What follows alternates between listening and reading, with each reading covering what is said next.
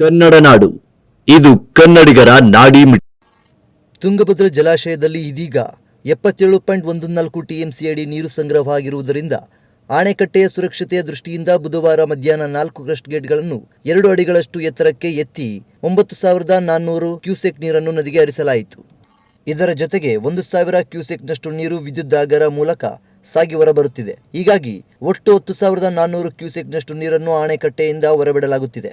ಬುಧವಾರ ಬೆಳಗ್ಗೆ ತುಂಗಭದ್ರಾ ಮಂಡಳಿ 2 ಕ್ರಸ್ಟ್ ಗೇಟ್ಗಳನ್ನು 2 ಅಡಿಯಷ್ಟು ಎತ್ತಿ 4680 ಕ್ಯೂಸೆಕ್ನಷ್ಟು ನೀರನ್ನು ನದಿಗೆ ಹರಿಸಲು ಆರಂಭಿಸಿತ್ತು. ಮಧ್ಯಾಹ್ನದ ಬಳಿಕ ಮತ್ತೆ 2 ಗೇಟ್ಗಳನ್ನು ತೆರೆಯಲಾಯಿತು.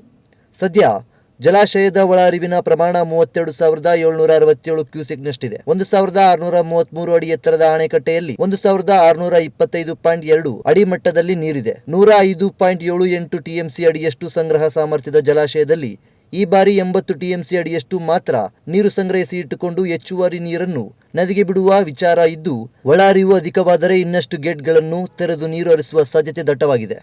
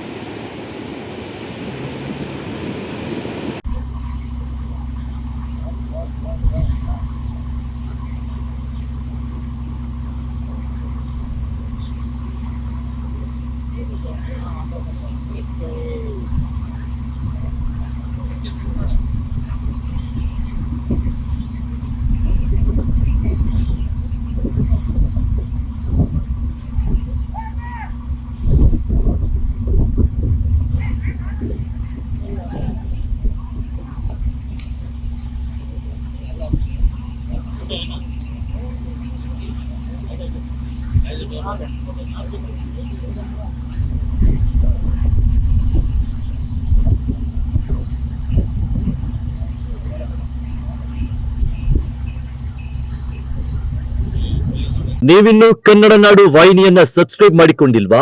ಹಾಗಾದರೆ ಈಗಲೇ ಸಬ್ಸ್ಕ್ರೈಬ್ ಮಾಡಿ, ಪಕ್ಕದಲ್ಲಿ ಕಾಣುವ ಬೆಲ್ ಐಕಾನ್ ಕ್ಲಿಕ್ ಮಾಡಿ ನೋಟಿಫಿಕೇಶನ್ ಪಡೆಯಿರಿ.